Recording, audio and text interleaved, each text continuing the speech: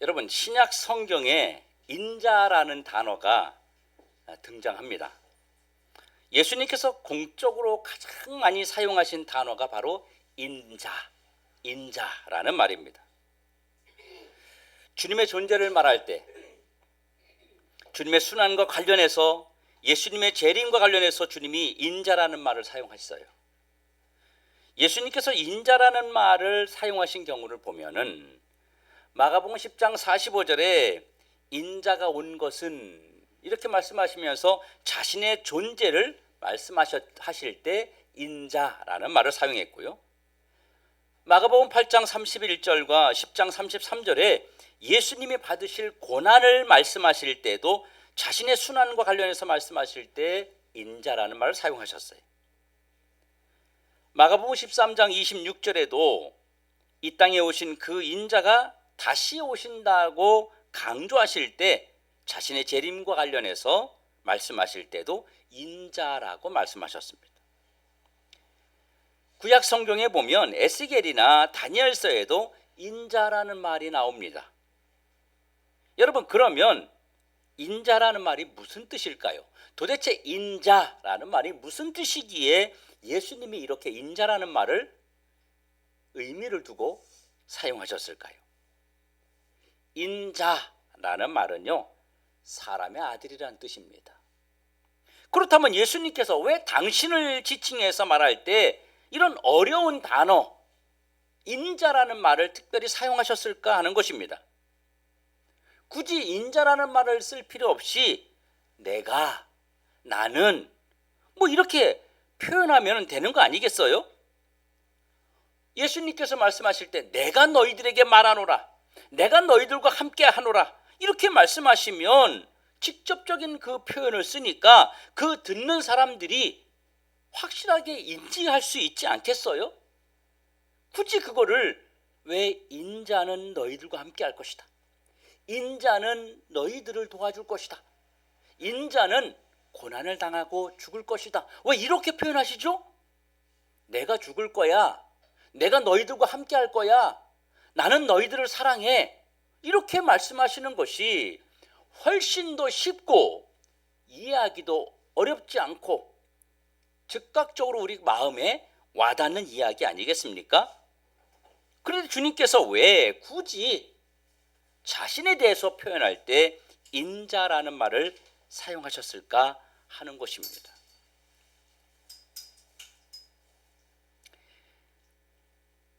우리 모두는 다 사람의 아들입니다. 저도 인자고 여러분들도 사실은 인자입니다. 왜요? 사람의 아들이고 사람의 딸이기 때문입니다. 그래서 인자라고 하는 이 표현이 다른 사람들이 들을 때 좀 이상한 말로 들릴 수 있습니다. 예수님이 인자라고 말할 때 그걸 듣는 많은 사람들이 이상하게 들을 수 있는 오해의 소지가 있다는 말이에요. 여러분, 예수님은 세계 4대 성인 중에 한 분이다, 예수님은 그냥 다른 사람들보다 좀 특별한 그런 인간 중에 한 사람이다, 이렇게 오해의 소지가 있다는 말이에요. 그런데도 주님께서 굳이 당신에 대한 이야기를 하실 때마다 인자가 온 것은, 인자는, 이렇게 인자라는 말을 주님이 자주 사용하시고 특별히 이 단어를 주님이 주목해서 사용하신 이유가 뭘까요? 오늘은 예수님이 이 땅에 인자로 오신 귀한 성탄절입니다. 우리 곁에 인자로 오신 예수님을 깨닫고 경배하는 그런 복된 시간이 되기를 주님의 이름으로 축원합니다. 여러분, 인자라는 표현은요, 예수님께서 일부러 사용하신 의도적인 단어입니다. 사람들이 인자라는 말을 쓸 때 영어에서 그 앞에 어가 붙습니다. A son of man. 이게 사람의 아들이란 얘기예요. 그런데 예수님께서 인자라는 말을 쓸 때는요, 앞에 뭐가 붙냐면 더라는 것이 붙었어요. 이 정관사가 붙었어요. The son of man. 그래서 이 정관사 더를 통해서 당신이 누구신지를 정확하게 밝히시려는 의도를 가지고 인자라는 단어를 썼다는 것입니다.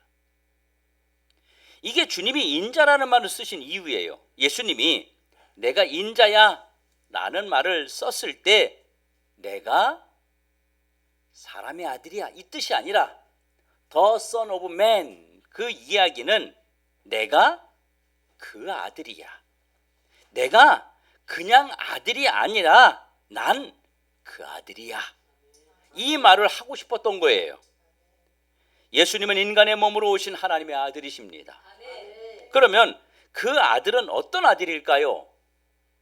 바로 주님이 이사야 53장 1절부터 12절에 그분이 사람의 아들, 즉 인자로 오신 것은 구약에 약속된 구원자이심을 스스로 밝히기 위해서 나는 인자야, The Son of Man이라고 말씀하신 것입니다. 이게 주님이 인자라는 말을 사용하신 이유입니다. 오늘 성탄절 아침에 인자 되시는 예수님에 관해서 우리에게 말씀해 주신 이유는요, 인자 되신 예수님은 우리의 슬픔을 기쁨으로 바꿔주시려고 사람의 몸으로 우리 곁에 오신 예수님이라는 것을 밝히고 계신 것입니다. 인자 되신 예수님이 이 땅에 오신 것이 우리에게는요, 감사하고 기쁘고 즐겁겠지만 예수님에게는 슬픔입니다. 하나님의 아들이 낮고 낮은 죄 많은 인간의 모양으로 이 땅에 오신 것은 인자에게 너무나도 큰 슬픔과 아픔이셨습니다. 이 세상의 모든 인간이 태어날 때는요, 축하를 받습니다. 환영을 받아요. 왜냐하면 이 아기가 이 땅에 태어나서 꿈을 이루고 건강하게 인생을 살아갈 수 있을 것을 고대하기 때문입니다. 그래서 우리가 돌잔치를 하고, 돌잔치 할 때 뭐 해요? 돌잡이를 또 하잖아요. 그럼 뭐 판사 그 재판하는 판결 그 봉을 들기도 하고, 또 돈을 잡기도 하고, 명주실을 잡기도 하고, 뭐 요즘에는 뭐 그 청진기를 잡기도 하고. 이게 뭐예요? 그 아이가 어떤 꿈을 가지고 살아가든지 그 꿈을 이루었으면 좋겠다라는 그런 의미에서 이 돌잡이라는 걸 하지 않습니까? 그러나 예수님은 태어나시면서부터 고난이 예고되어 있었습니다. 그래서 예수님의 슬픔은 이러했습니다. 쉽게 말하면 남자를 알지 못하는 처녀의 몸으로 잉태하심으로 이분은 온갖 수모와 멸시를 받을 만한 위험을 안고 태어나셨어요. 여러분, 이 당시에 결혼 안 한 여자가 아이를 베는 건요, 돌에 맞아 죽을 일이고요, 집안에서 쫓겨날 일입니다. 그래서 여기저기 아이를 가졌다고 소문을 낼 수도 없었어요. 여러분, 아이를 가지면 이거 축하받고 싶은 거 아니겠습니까? 우리가 모두가 자녀를 낳았습니다. 여러분, 자녀를 잉태했을 때 여러분 다 축하를 받지 않았습니까? 그래서 여기저기 아이를 가졌다고 우리는 소문을 냈어요. 그런데 예수님이 잉태되었을 때는요, 소문을 낼 수도 없었습니다. 가족, 친지, 이웃, 친구들에게 축하를 받지 못했습니다. 축하받아야 할 예수님은요, 축하도 받지 못하고 잉태 사실을 숨겨야만 하는 그런 숨겨진 아기로 태어났습니다. 여러분, 이게 얼마나 예수님에게 큰 슬픔이에요. 하나님의 아들이 이 땅에 오셨는데 이런 위험을 안고 이 땅에 오셨어요. 이분의 인생은 슬픔이었습니다. 이분을 아무도 박수치며 환영하며 받아주는 자가 없었습니다. 두 번째, 하나님의 아들이신 예수님은요, 초라한 나귀 구유에서 태어난 것이 너무나도 큰 슬픔이고 아픔이었습니다. 그가 태어나시던 날 아무것도 그를 위해서 준비된 것이 없었습니다. 초라한 말구유에서, 말구유 그 한편에서 이 땅을 구원하실 하나님의 아들이 인자로 태어나셨어요. 여러분, 구유가 뭐예요? 구유, 말구유라는데, 구유 말 밥통이에요. 우리 어릴 때 보면 여물통이라 그러잖아요. 여물통. 여물을 써가지고 쭉 갖다 놓으면 소가 막 먹잖아요. 이게 나귀가 먹는 밥통. 낙이 이 말이 먹는 밥통 그 아이를 누일 데가 없어서 태어난 예수님을 말 밥통 위에 놨던 겁니다. 짐승처럼 죄악으로 타락한 인간들에게 영의 양식이 되시기 위해서 낙이 밥통에 누이신 것입니다. 인자 되신 예수님은 이 땅에 태어나면서부터 인간의 영의 양식이 되어서 영적으로 죽어가는 우리를 살리려고 오신 분이십니다. 세 번째, 이분은 태어나자마자 애굽으로 피신하는 그런 슬픔을 안고 태어나셨어요. 이 당시에 왕이 누구였습니까? 헤롯 왕이었습니다. 헤롯은요, 자신의 자리를 누군가에게 뺏길까봐 동방에서 찾아온 박사들에게 이 나라의 왕이 태어난다는 말을 들은 그 날로부터 그 날을 기준해서 2살 이하의 어린이들은요 다 죽였습니다. 이런 헤롯의 난동은요, 갓 태어난 인자 대신 그 예수님의 삶을 고난으로 몰아넣었어요. 그래서 천사의 도움을 받아 헤롯의 칼날을 피해서 헤롯이 죽기까지 바로 이국 땅 애굽에서 피난민으로 살아야만 했습니다. 이것 또한 인자이신 예수님에게는 슬픔이었습니다. 그리고 이분은 평생 나사렛 사람이란 딱지를 안고 살았습니다. 평생 이분은 사람들에게 촌사람, 별 볼 일 없는 사람, 촌뛰기, 이런 천대받는 자의 별명을 떼지 못하고 사셨어요. 이것은 인자가 이 땅에 슬픈 자의 모습으로 오신 것입니다. 하나님의 아들 예수님이 이런 슬픔을 가지고 오신 것은 우리에게 이런 슬픔이 있는 줄 아시고 주님이 모든 것을, 그 모든 슬픔을 담당해 주시려고 구약 성경에 약속된 대로 인자, 사람의 몸을 입고 이 땅에 오셨음을 기억하시기 바랍니다. 그러나 여러분, 인자가 온 것은 고난이고 아픔이지만 인자가 자신을 대속물로 주신 것은 바로 우리에게는 기쁨이었습니다. 예수님에게는 슬픔이었지만 우리에게는 감사고 행복이고 기쁨이었습니다.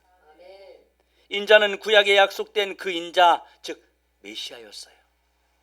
우리를 구원하시려고 하나님의 아들이 인간의 몸을 입고 이 땅에 오신 것입니다. 인자는 우리의 대속물로 주셔고 오신 유일한 구세주이십니다. 이 대속이라는 말이 뭐냐면 풀다, 벗다, 폐하다, 이런 뜻인데요, 의무나 속박에서 풀어주는 것을 말합니다. 즉 어떤 사람에게 잡혀있는 그런 노예나 죄수에게서 자유를 선물해 준다는 의미를 갖고 있어요. 예수님께서 세상에 오신 목적이 바로 죄로 인하여 죽을 수밖에 없는 그 인간들을 죄의 속박에서 벗어나게 하기 위해서 참 자유를 주시기 위해서 오셨다는 것입니다. 그러나 인자는 인간들의 이러한 죄의 속박, 그 속박을 끊기 위해서 자기의 목숨을 우리 인간의 죄값을 치르는 제물로 스스로 바쳐야만 했습니다. 예수님이 십자가에서 꼭 죽으셔야만 했던 이유가 바로 여기에 있는 것입니다. 그리고 예수님께서 바로 이 십자가에서 대속물로 죽으신 것은 많은 사람들을 위해서입니다. 많은 사람들, 이 많은 사람들은 모든 사람들을 말하는 것이 아니에요. 모든 인간을 말하는 것이 아닙니다. 그래서 사람들이요, 모든 인간을 다 구원하기 위해서 그렇게 왔다고 이야기를 하는데, 하나님께서 태초부터 택하셨던 하나님의 구원받기로 작정된 하나님의 자녀들을 위해서 죽으신 것입니다. 그러므로 메시아이신 그분, 우리의 몸을 입고, 우리 사람의 인간의 몸을 입고 이 땅에 오신 그분은 누구입니까? 우리를 죄에서 구원할 유일한 구주 예수님이 되시는 것입니다. 자기 백성을 저희 죄에서 구원할 자십니다. 사도행전 4장 12절에 천하 인간에게 예수 이름 외에는 구원받을 그 어떤 이름도 주신 적이 없다고 분명히 말씀하셨습니다. 인자가 이 땅에 오심은 우리에게 구원의 기쁨이 되는 것입니다. 그분이 십자가에서 죽으시고 부활하심으로 우리의 죄사함과 영생의 기쁨을 주셨습니다. 본문 28절에 보니까 인자가 온 것은 섬기려 하고 자기 목숨을 많은 사람의 대속물로 주려 함이니라. 인자가 이 땅에 오신 목적을 말씀하셨어요. 우리 아까 영상을 봤잖아요. 영상에서도 낮은 자의 자리로 주님이 오신 것처럼 예수님의 부활은 자신을 위한 부활이 아니라 우리에게 기쁨을 주기 위한 인자의 부활이셨습니다. 이사야 53장 5절에 그가 찔림은 우리의 허물 때문이요 그가 상함은 우리의 죄악 때문이라. 그가 징계를 받음으로 우리가 평화를 누리고 그가 채찍에 맞음으로 우리가 나음을 받았도다. 요한복음 11장 25절 26절에 나는 부활이요 생명이니 나를 믿는 자는 죽어도 살겠고 무릇 살아서 믿는 자는 영원히 죽지 아니하리라. 이것을 내가 믿느냐? 여러분, 인자가 이 땅에 인간의 몸을 입고 오심으로 우리는 구원의 기쁨과 부활의 소망과 영원한 천국의 즐거움을 누리는 그런 복을 받은 것입니다.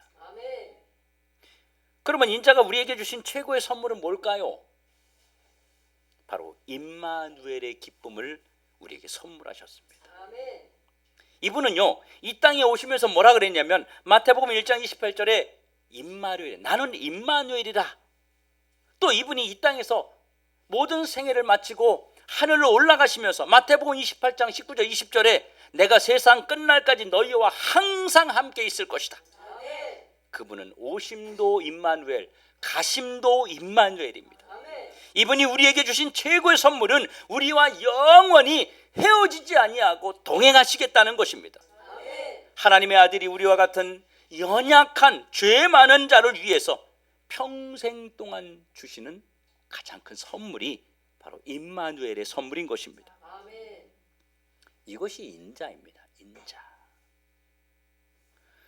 여러분, 우리가 사랑하는 사람이 있으면 그 사랑하는 사람에게 가장 큰 선물이 뭘까요? 함께 있는 겁니다. 아니, 한국에 있고 나는 저기 미국에 가 있는데 사랑한대. 근데 같이 안 살아. 그게 무슨 의미가 있어요? 그냥 짜장면 한 그릇 먹고 좁은 데서 그냥 같이 이렇게 살아도 함께 있는 것이 중요하지 않겠습니까? 함께 있는 것이. 제가 작은 방에 이렇게 컨디션 몸이 안 좋으면 작은 방에서 제가 잡니다. 우리 아들 방에서, 진이 방에서 잠을 자는. 그럼 이제 식구들이 심심하니까 그 방으로 다 몰려와요. 침대 1인용인데 거기에 세 사람이 눕는 거예요. 그래 바짝 붙어가지고 정말 떠드는 거예요.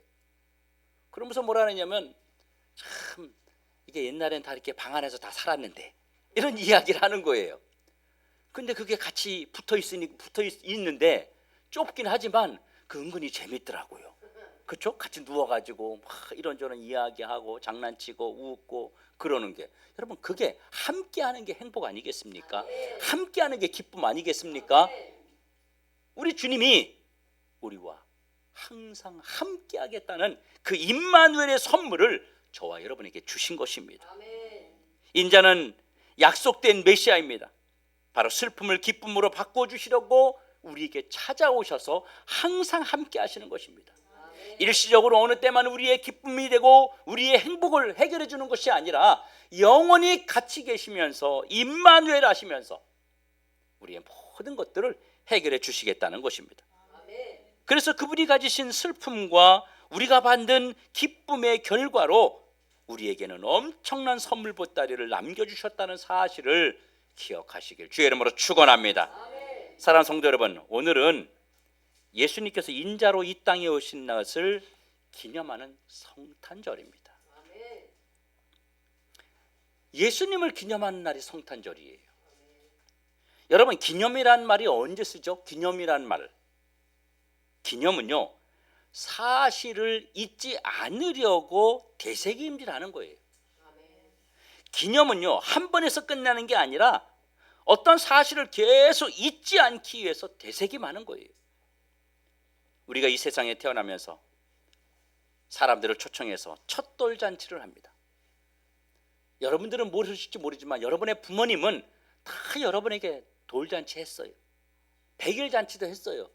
그래서 백설기 해가지고 없는 살림에 조금이라도 백설기 떡 해가지고 주변에 나누고, 돌잔치라고 정말 사진사 불러서 사진 한 장 탁 찍어서 그 기념으로 남겨놓으려고 부모들은 다 우리 여러분에게 그렇게 했습니다.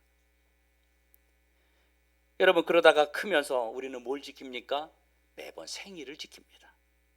그래서 미역국을 먹고 선물을 받고 사람들에게 축하 메시지를 받습니다.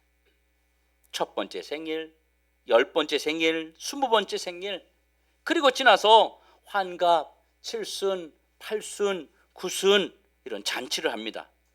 이게 뭐 하는 거예요? 태어난 것을 잊지 않게 하기 위해서 되새김하는 것입니다. 성탄절은 우리가 예수님이 이 땅에 오신 것을 사실로 믿고 기념하는 날입니다. 예수님이 이 땅에 오시기만 하는 것이 아니라 이 땅에서 예수님이 우리의 유일한 구주가 되시기 위해서 십자가에서 죽으시고 부활하심으로 우리에게 구원의 선물을 우리에게 허락하신 것을 기념하는 날입니다. 또 내가 그 예수님을 통해서 구원받았음을 기념하는 날입니다. 이게 성탄절이에요.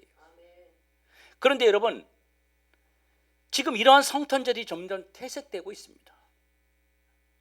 예수님은 어디로 도망가 버렸어요. 예수님은 없고 기념만 하는 시간이 되어 있습니다. 사람들이 주인공은 없고요, 성탄절만 기억해요. 그래서 이날은요, 예수님이 주인공이 아니고 산타가 주인공이 되고요, 선물 받는 일이 주인공이 되거나 어떤 특별한 행사나 이벤트가 이날의 중요한 위치를 차지하는 것은 우리에게 진정한 성탄을 멀리 떠난 모습이라고 볼 수 있습니다. 특별히 장사하시는 분들은 이런 시기에 성탄 특수라는 것을 누리려고 합니다. 장사꾼들은요, 선물 공세를 앞세워서 자기들의 이익과 만족을 채우려는 사람들입니다. 우리가 분명히 알아야 할 것은 성탄의 주인공은 오직 예수님밖에 없다는 것입니다. 이러한 성탄에 대한 잘못된 모습들을 고쳐야 될 부분이고 우리 속에 문제로 남아있다고 하는 것을 늘 우리는 생각해 봐야 됩니다. 여러분, 교회에서도 마찬가지입니다. 교회에서 성탄 발표를 하지 않습니까? 그런데 성탄 발표를 하는 어린이나 중고등부나 이 성도들이 그것에 대한 진짜 이유가 뭔지를 잊어버리면 안 된다는 거예요. 성탄 축하 행사가 주님을 드러내는 것이고 자신들의 구원을 고백하는 것이고 그들 속에 있는 그들의 감격을 나누는 행사가 되어야 진짜 성탄이 되는 거예요. 단순하게 엄마 아빠를 즐겁게 하기 위해서, 어른들을 즐겁게 하기 위해서 이렇게 하는 것들은요, 그저 오락잔치가 되어버린 것이, 이건 역시 이 시대에 성탄절을 지키는 많은 교회와 사람들의 문제가 된다고 하는 것입니다.